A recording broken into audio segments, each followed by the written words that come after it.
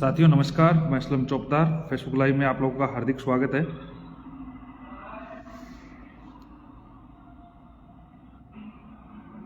साथियों नमस्कार, मैं असलम चौकदार फेसबुक लाइव में आप लोगों का हार्दिक स्वागत है।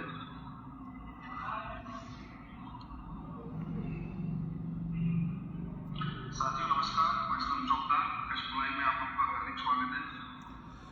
दोस्तों, जितने भी लोग मुझे लाइव सुन रहे हैं, देख रहे हैं या जान रहे हैं, ये महत्वपूर्ण लाइव इसलिए है कि आज भी हम कुछ अन्य व्यक्तियों के बारे में चर्चा करेंगे जो इस मुद्दे से जुड़े हुए हैं।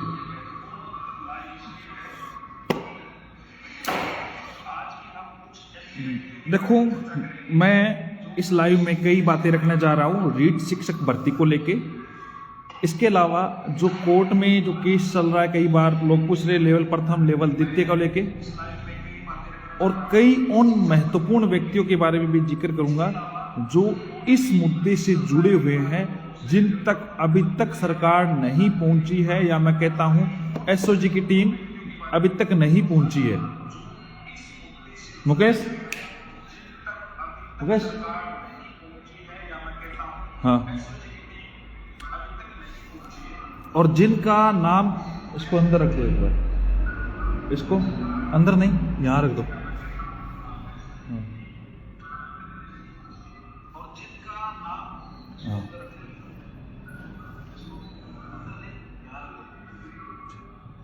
ठीक है दोस्तों, बिन बताए लाइव आया हूं। राजस्थान के तमाम युवा साथियों की एक जिम्मेदारी बनती है, और सबसे बड़ी बात यह है कि सभी लोग तक ये आवाज पहुंचनी चाहिए।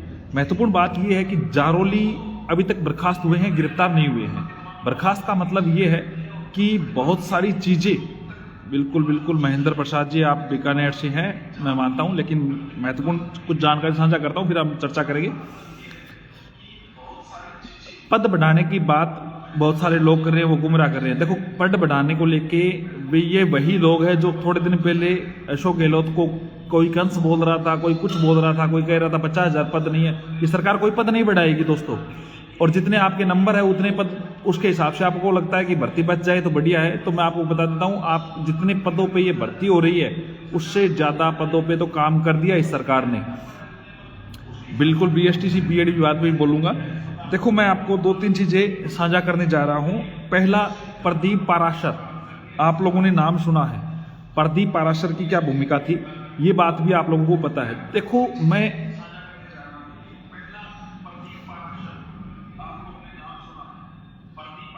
प्रदीप पाराशर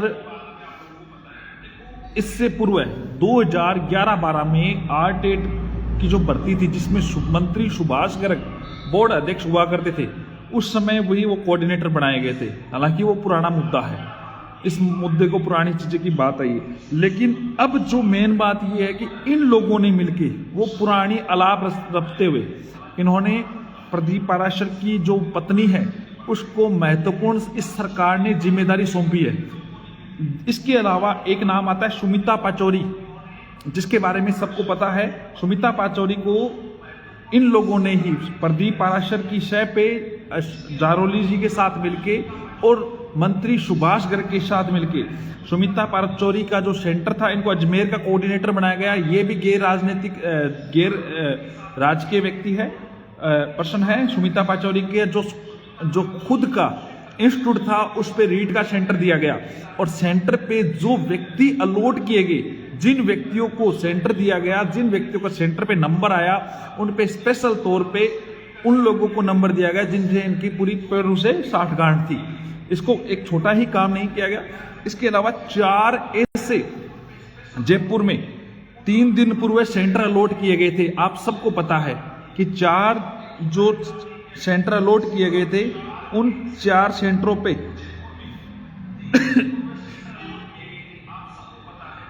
उन चारों सेंटरों पे जब नए सेंटर बनाए गए थे, 26 सितंबर को एग्जाम हो रहा था, और उससे 3 दिन पूर्व 4 सेंटर अलॉट किए गए थे। उन चारों सेंटरों के आसपास 12 टाटा स्काई के, 16 जियो के तथा 8 अदर्स आसपास ब्रॉडबैंड कनेक्शन जारी किए गए थे। ये जयपुर के ही है। Broadband connection second last night को जारी किए गए थे, जिसका कोई औचित्य 1 महीने के पश्चात नहीं रहा था, जिसपे एसओजी ने काम नहीं किया। एक मैं आपको पहले से अवगत कराना चाहता हूं, बयानी कॉलेज के ध्यानचंद गोटवाल के अलावा सुभाष गर्ग के स्पेशल असिस्टेंट SA दुल्ली चंद मीणा RS ऑफिसर, इन लोगों ने मिलकर, देखो दोस्तों ये महत्वपूर्ण जानकारी है, आप सभी लोगों की साथ होना आवश्यक है। मैं इन चीजों को खंगाल के लाता हूं, मेरी टीम इसको खंगाल के ला रही है, आप लोगों के बीच में रख रही है, आवाज डबल आ रही है।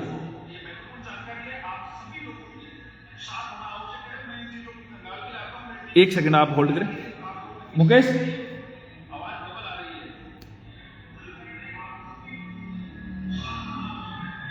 मुकेश इसको गाड़ी के अंदर रख दो एक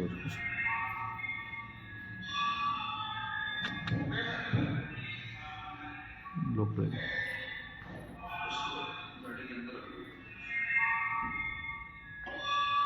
अनिल झा बिल्कुल नाम लेंगे आपका, CBI जांच को लेके इकट्ठे हो जाओ, राजस्थान वाले बिल्कुल इकट्ठे होने पड़ेंगे आपको। ज़्यादा से ज़्यादा युवा तक शेयर करें इस मामले को, और मैं सारी चीज़ें आप लोगों को साझा कर रहा हूँ।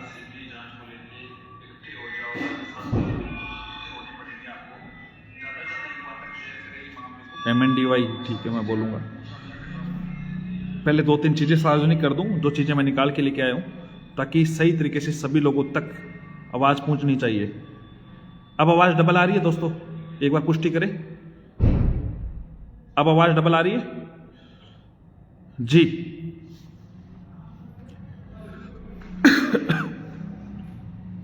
सही आ रही है, चलो। अब अभी भी रिपीट हो रही है? नहीं हो रही होगी। चलो देखो, मैं आपको बात बताना चाह रहा था कि ध्यानचंद गोटवाल जो बयानी कॉलेज से रिलेटेड है, इनको सीनेट का मेंबर बनाया गया था राजस्थान विश्वविद्यालय में। किसकी सह पे बनाया गया? डॉक्टर सुभाष गर्ग, इन मंत्री की।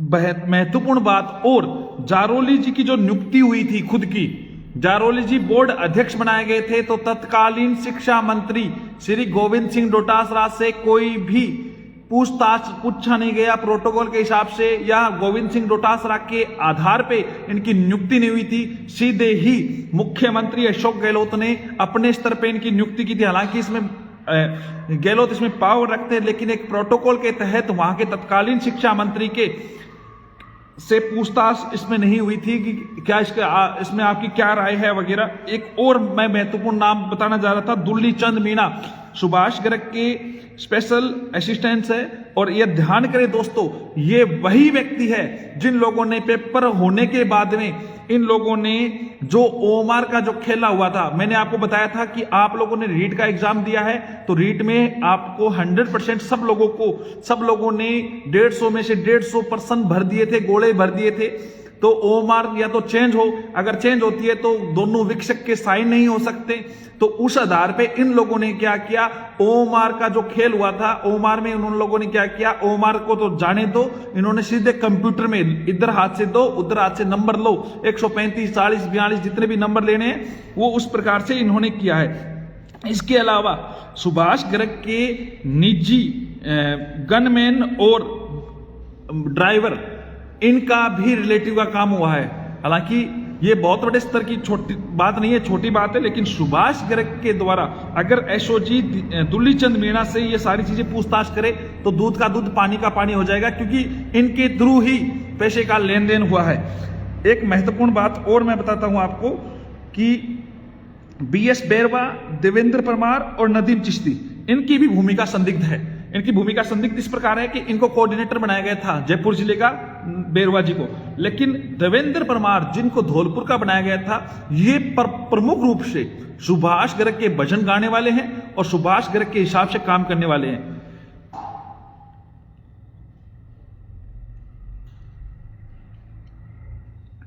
ये महत्वपूर्ण चीज लिखी है कि जिन्होंने भी पेपर लिया है अपने खुद के लिए नहीं लिया, इन्होंने कारोबार किया है, पेपर से एक बड़ा कारोबार किया था और उसी के आधार पे काम किया था। नदीम चिश्ती उदयपुर में कोऑर्डिनेटर बनाए गए थे।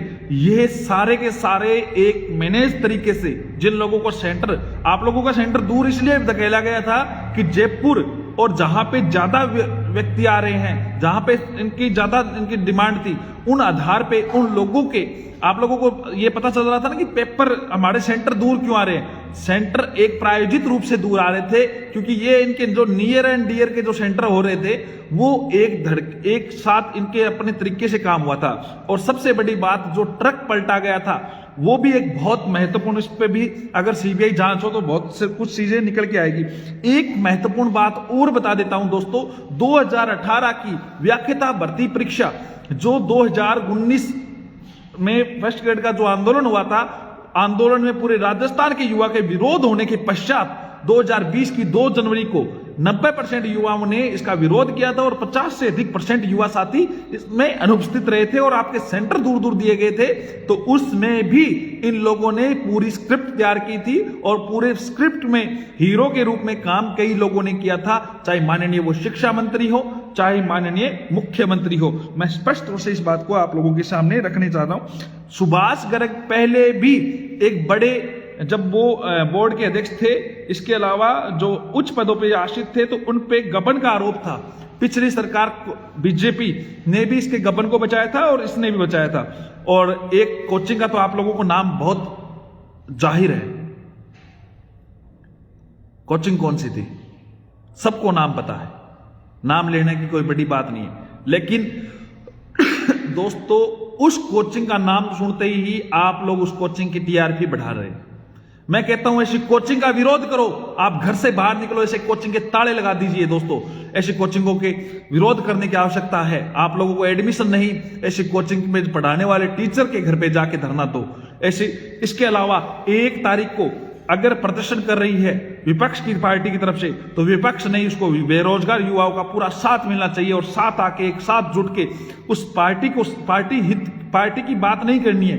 बेरोजगारों की जो बात करेगा वो बेरोजगारों की पार्टी होगी, उनके साथ आके प्रदर्शन में भाग लेना। और सरकार को इस बात को समझना पड़ेगा कि इस पेपर में जिस प्रकार की धांधलियां हुई है उसमें सीबीआई जांचें होनी चाहिए। और महत्वपूर्ण बात एक और, ये जो मंत्री है जिन लोगों ने कहा था एंजॉय करो, ट्वीट देखा था क्या 25 सितंबर को मंत्री सुभाष गर्ग का? नहीं देखा तो मेरे पेज पे जाके देख लीजिए दोस्तों, ट्विटर पे जाके देख लीजिए। ये मंत्री क्या कह रहा है, खाने पीने रहने की व्यवस्था कर दी, आप एंजॉय करो। ये क्या है कि नशे में थे खुद भी सारे, ये एंजॉय कर रहे थे। इन्होंने पेपर 24 को निकाल लिया था, 24 से इनकी पार्टियां चल रही थी, इनकी पार्टियां 24 से चल रही थी। बीएड पीएचडी विवाद में बोलूंगा दोस्तों, जितने भी युवा साथी मेरे साथ जुड़े हुए हैं मैं बोलूंगा, क्योंकि पूरी भूमिका के साथ मैं काम कर रहा हूं।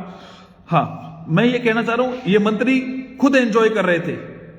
इनको ये नहीं पता जो बेरोजगार 400 500 किलोमीटर दूर से सेंटर से पेपर देने आ रहा है, वो एंजॉय करने नहीं आ रहा। उनके सपने, उसके बहुत सारी उम्मीदों के साथ वो यहां पे पहुंचा है और उन उम्मीदों को आप एंजॉय का शब्द देके उनकी जो कार्य प्रणाली करते हुए निष्ठा पे आप सवाल उठा रहे हो। एंजॉय करने कोई व्यक्ति तेरे भरतपुर नहीं आया था, लेकिन अगली बार तेरे से भरतपुर से ताले लगवाएंगे। और बेरोजगार साथियों, आप में कुछ जमीर बाकी है तो ऐसे मंत्री को, जो आप लोगों के कैरियर, आपका सपना, आपका हक और आपके पेपर को बेच दिया है, आपका समय बेच दिया है, ऐसे व्यक्ति का हर जगह विरोध करो। मैं आपको कह रहा हूं, आप एक जगह विरोध कर दोगे तो उसका असर, उसकी गूंज हर जगह होगी। किसी विपक्ष के भरोसे नहीं बैठना है, खुद आओ और उस हरामी जितने भी व्यक्ति हैं, जिन लोगों ने आप लोगों के साथ गलत किया है, उनका हर जगह विरोध करो। चाहे वो प्रदीप पाराशर हो, चाहे वो हरि प्रसाद शर्मा हो। जारोली तो गया, बर्खास्त हुआ है, लेकिन अभी जेल जाना बाकी है। हरि प्रसाद अगली बारी तुम्हारी है, क्योंकि जयन भर्ती, एसआई भर्ती, जयन के अलावा अधनेश बोर्ड की पटवार वीडियो जैसी भर्तियों पे हरि प्रसाद की भूमिका भी संदिग्ध है। सीबीआई जांच पत्ती आवश्यक है। इन लोगों ने ये वही गेम किए, ये एक ही थाली के चट्टे बट्टे हैं, सभी आपस में बांट रहे हैं। थोड़ा तू ले ले, थोड़ा तू ले ले और थोड़ा उनको दे दे, किस किस का शेयर। एक और महत्वपूर्ण बात बताता हूं दोस्तों, रीट में जिस एजेंसी को रीट का टेंडर दिया गया था, किसका, पेपर छापने का, उस एजेंसी में एक महत्वपूर्ण बात और है, उसमें भी टेंडर देने के पीछे कमीशन लिया गया था और वो किसी मंत्री ने लिया है। ये और बता देता हूं, मैं आपको क्लियर बता देता हूं, वो एक मंत्री ने लिया था और वो मंत्री की भी भूमिका थोड़ी सी संदिग्ध है। तो इस बार आप लोगों को सारी चीजें मैं जल्द से साझा करूंगा। जोधपुर बाड़मेर में सबसे ज्यादा में, और ध्यान करें सुमिता पचौरी, इन्होंने भी पूरा अजमेर का डिपार्टमेंट पूरा संभाला है। इनका डिपार्टमेंट इन्होंने अलग अलग मंत्री नियुक्त किए थे रीट भर्ती के लिए। तो दोस्तों अब मैं एक बात और बता देता हूं बीएड बीएसटीसी विवाद पे। बीएड बीएसटीसी विवाद पे दोस्तों कल या परसों तक हमें केस में डेट मिल जाएगी। आप लोगों के लिए केस की डेट आ जाएगी कल या परसों तक, जिस पे आप काम कर रहे हैं, जिस पे आप विचार कर रहे हैं। मैं इसी कार्य को लेकर पूरे कर्तव्यनिष्ठा के साथ हम इन चीजों पे लगे हैं। हमारी टीम पूरी दिल्ली है और हम उस पर काम कर रहे हैं। दूसरी महत्वपूर्ण बात यह है कि जो बीएड बीएसटीसी विवाद में जो उत्तर प्रदेश का सुप्रीम कोर्ट में जो केस देखा था, जिन्होंने लड़ा था उत्तर प्रदेश में बीएड बीएसटीसी में जिन्होंने केस लड़ा था, केस देखा था, उन्हीं लोगों को हमने वापस उतार दिया है। उनकी एडवोकेट की एक और टीम हमने उतार दी है। जो एओआर उत्तर प्रदेश का मामला देख रहे थे, वो एओआर हमारा मामला देखेंगे। अब से उनको भी नियुक्त कर दिया गया है और उनसे पूरी ब्रीफिंग, जिन्होंने हरीश साल्वे की ब्रीफिंग की थी, यानी वही टीम जो उत्तर प्रदेश की थी, वो मुकुल रोहतगी के साथ साथ हमें कोऑपरेट करेगी। अभी सुपर सीनियर एडवोकेट का भी नाम सार्वजनिक आप लोगों के सामने हरीश साल्वे का किया था, अन्य टीम का भी नहीं किया था, नरेश जी कोशी का किया था। एओआर का नाम जल्दी आप लोगों के सामने साझा कर दिया जाएगा। इनके अलावा और महत्वपूर्ण चीजें हम आप लोगों को साझा करेंगे। पहली हीरिंग में संभवतः हमें स्टे या राइटली अलाउ हो जाएंगे। और दूसरी बात यह है कि मुकुल रोहतगी हमारी पहली हियरिंग में मौजूद रहेंगे। कई युवा साथी पूछ रहे हैं क्या होगा क्या नहीं होगा, तो उन चीजों पे सभी साथी विश्वास रखें, धैर्य बनाए रखें। कई लोगों को लग रहा है 9 तारीख लास्ट डेट है फॉर्म भरने की, उस चीजों का हमें कोई फर्क नहीं पड़ता। 9 तारीख लास्ट है, आप इस बात को समझे। 9 के बाद में 6-7 दिन तो त्रुटि सुधार का भी समय मिलेगा, लेकिन हाँ जरूरी था समय अनुसार थोड़ा एनसीटी ने डिले किया, लेकिन हम अब डिले नहीं करेंगे किसी भी प्रकार से। हर भूमिकाओं के हिसाब से काम करें, एडवोकेट के परामर्श के अनुसार काम करें, आप निश्चित रहे। और दूसरी एक और महत्वपूर्ण बात यह है कि जिस प्रकार से हम इस लेवल की लड़ाई लड़ रहे हैं उसमें हम जरूर कामयाब हो, इस प्रकार की हम कोशिश कर रहे हैं। दोस्तों आप निश्चित और विश्वास बनाए रखें, एक दूसरों का सहयोग करें। किसी भी प्रकार की कोई बात है तो हम आप लोगों के बीच में साझा करेंगे। पटवारी की नॉर्मलाइजेशन जो स्कैम हुआ था, स्कैम नहीं बहुत बड़ा स्कैम है दोस्तों। ये जो बाउंडर है इसमें पटवारी की आवाज को दबाने की कोशिश की जा रही है, दबने नहीं देना है और जल्दी इसको उठाएंगे। और अगर किसी भी प्रकार की कोई इसका स्कैम बड़ा निकल के आता है और आता है तो हम मैं उसके तथ्य जुटाने की कोशिश कर रहा हूं। अगर आता भी युवा साथी मेरे से जुड़े हैं, मैंने कहा ना कल या परसों तक सुप्रीम कोर्ट की जो सुनवाई है वो चीजें हम बता देंगे। और बहुत सारी चीजें हैं, आप लोगों को सारी चीजें आप लोगों के बीच में लाइव साझा मैं कर नहीं पाता हूं, कई कारणों की वजह से, कुछ मेरे विशेष सूत्रों के द्वारा भी मुझे रोका गया है। तो जल्दी बहुत सारी चीजें जरूरी है, सीबीआई जांच जरूरी है। आप सभी लोग ट्विटर पे मेरे से जरूर जुड़े, जितने युवा साथी मुझे सुन रहे हैं देख रहे हैं, ट्विटर पे जरूर जुड़े और ट्विटर पे इस सरकार के खिलाफ अपनी आवाज उठाए। चाहे पटवार नॉर्मलाइजेशन स्कैम का हो, चाहे ये जो रेट भर्ती है, चाहे जेएन भर्ती है, चाहे एसआई भर्ती है, ये जो तिगड़मबाजी है सुभाष गर्ग के द्वारा एक मुख्य जो कर रहा है राजीव गांधी स्टडी सर्किल का, जो कोऑर्डिनेटर के रूप में, संरक्षक के रूप में, सीएम हो चाहे मंत्री हो, उन सबकी भूमिका के जो गांधी जी का नाम बेचते हुए, गांधी शब्द का नाम बेचते हुए, प्रयोग करते हुए लोगों को मूर्ख बनाया है, उन सब के साथ उन सब का इलाज होना अति आवश्यक है। सभी मगरमच्छ पकड़े जाने जरूरी है। और आप लोगों के सपने बेचे जा चुके हैं दोस्तों, जो कह रहे हैं पद बढ़ा दो और बढ़ा दो, तो मैं कहता हूं सरकार पद नहीं बढ़ाएगी और जितने पद है उतने तो उन लोगों ने सीटें बेच दिए। आप लोग इस बात को समझे। और कई लोग आपको दलाल सरकार के, उनको सीबीआई जांच से कोई मतलब नहीं, अपने टीआरपी से मतलब है। और जिन लोगों ने खुद इसमें भूमिका निभाई है आप लोगों के सपने बेचने में, वो व्यक्ति इस मुद्दे को डाइवर्ट करने के लिए कोशिश कर रहे हैं। तो ऐसे लोगों को जूते मारो निकाल के, सीधी सी बात है, ऐसे लोगों को जूते मारो जो आप लोगों को गुमराह कर रहे हैं। भाई विकास जाखड़ ने हमारी बात को समझते हुए अनशन खत्म किया है, हम उनके आभारी। हम चाहते हैं कि युवाओं के मामले के लिए सजग रहे और सारी बातें मैं अगर लाइव में साझा ना कर पाऊं यूट्यूब पे फेसबुक पे तो आप लोगों को दोस्तों मैं ट्विटर पे साझा कर देता हूं, तो ट्विटर से आज जुड़े रहे। जय हिंद, जय भारत, शुभ रात्रि, शुभ रात्रि, शुभ रात्रि। जितने भी युवा साथी जुड़े हैं वो इस बात को समझे कि बहुत सारी आप लोगों की उम्मीदें हैं, उस पर मैं खरा उतरने की भरपूर कोशिश करूंगा और आप लोग एकजुट जरूर होइए। जब भी आपको मैसेज किया जाए हजारों की संख्या में आपको जयपुर कूच करना है, ये बात को समझना है। जय हिंद, जय भारत, शुभ रात्रि, शुभ रात्रि।